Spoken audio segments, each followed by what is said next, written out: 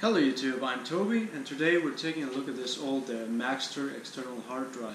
Now this is one that I used many years ago, but for some reason I forgot what the charger is, and I've been unable to use it because I haven't been able to plug it into power. So today I thought we might as well just take it apart and see if we'll be able to put it in another computer. Alright, so on the back we have one Phillips head screw. I'm just going to go ahead and remove that. I'm not sure how easy this thing is going to be take apart, but figured we might as well try. Alright, so as it turns out, there's another screw hidden under this sticker right here. I guess I should have seen that one coming. I don't know, it doesn't really seem like I was thinking, but we shouldn't just be able to take the back plate right off. I'm not sure how easy it's going to be to get the rest of these things off, but I'm going to see if I can pry them off somehow. Turns out the side plates was pretty much just held in place with the plastic clips, so I think it's just a matter of unscrewing all these screws now, and then maybe this panel right here will come off.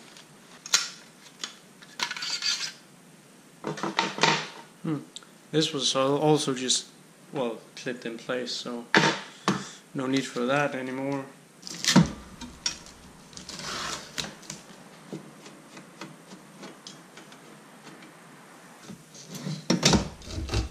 And just like that, we got our hard disk exposed. Turns out it's 7200 RPM Barracuda drive. It's got 320 gigabytes. But it does look like it's an IDE configuration. I don't have a IDE, well, cable handy, so I might actually have to go online and purchase some type of an adapter. Alright, so I am too lazy to wait for an IDE adapter to come along, so what I am going to do is that I'm going to solder some wires onto the 12 volt power connector right here, and I'm going to see if I can use this to access the hard drive. I'm going to try it first without the hard drive, just so I don't burn the hard drive to pieces. But I do have the little transfer cable that it came with, so I'll be able to use that. I just got to figure out which connector is goes to where. So I got a little bit of work ahead of me, but I am definitely excited about this little Sunday project. So far so good. I've put the wires on the correct terminals, I believe. Still not sure which one is supposed to be negative and which is supposed to be positive yet, but I have a feeling we're going to figure that one out later.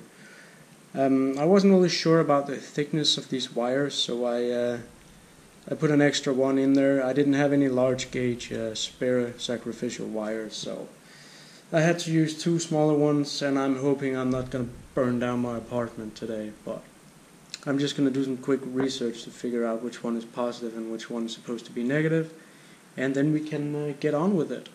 Alright, so I think I have it connected up the right way, so let's turn it on and see what happens.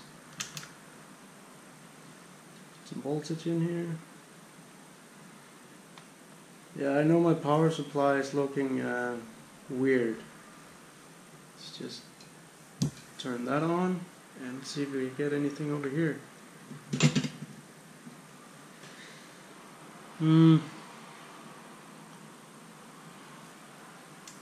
Well, it's not looking good. I know there's supposed to be lights over here, but there are none. Let's try upping the voltage a bit. Oh, there we go. Whoa! Alright, as you can see, there are lights over here, so we do have power.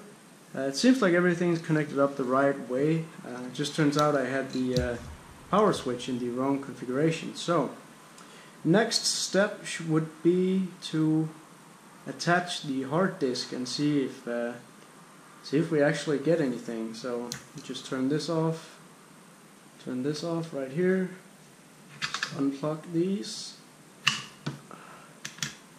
Because as you can see, it has a tendency to spike over here. My I don't even know how old it is, but the power supply has a tendency to spike when it's turning off, so it's a good idea to unplug your things before you use it. So we have our setup complete, the laptop is connected, the hard disk is in place, and now it's just a matter of testing everything out. So let's see if we can pump it up to 12 volts over here, just like that. Turn this and hit the power connector.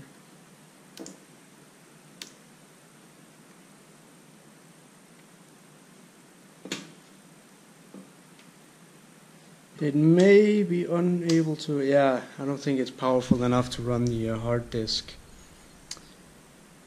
Well, this sucks. You can see right there. Yeah, when I turn the system off, it's pumping 12 volts through.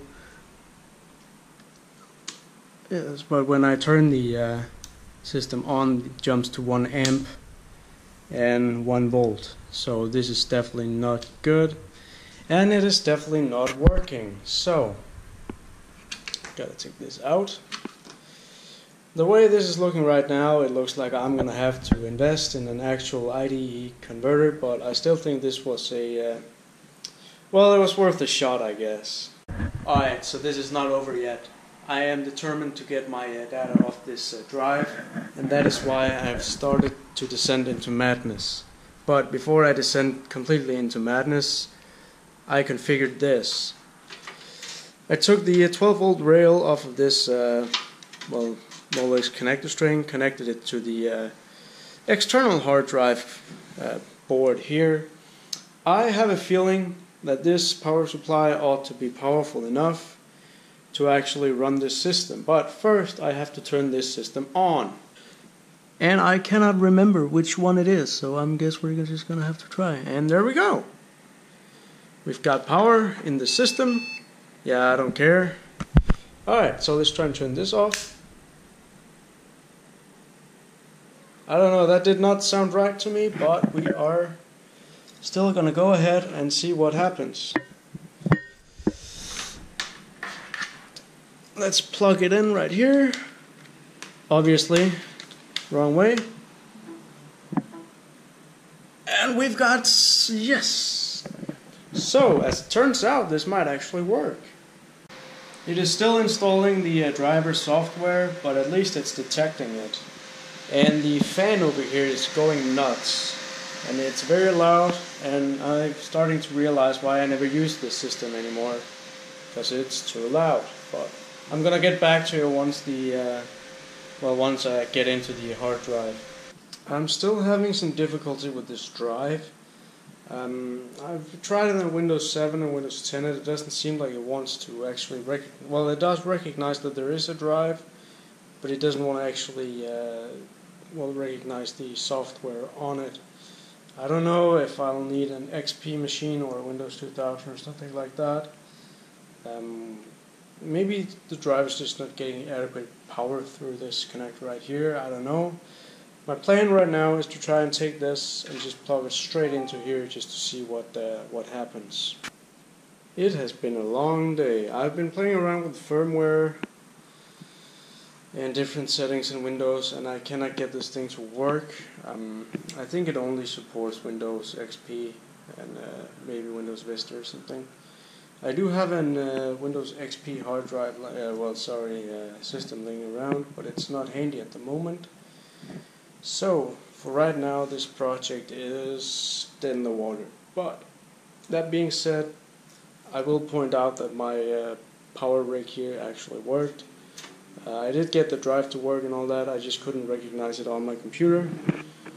So, that's it, pretty much. So what does all this mean? Well, this means that I will have to play around some more with this system, but for right now, the video's over, and I hope you enjoyed it.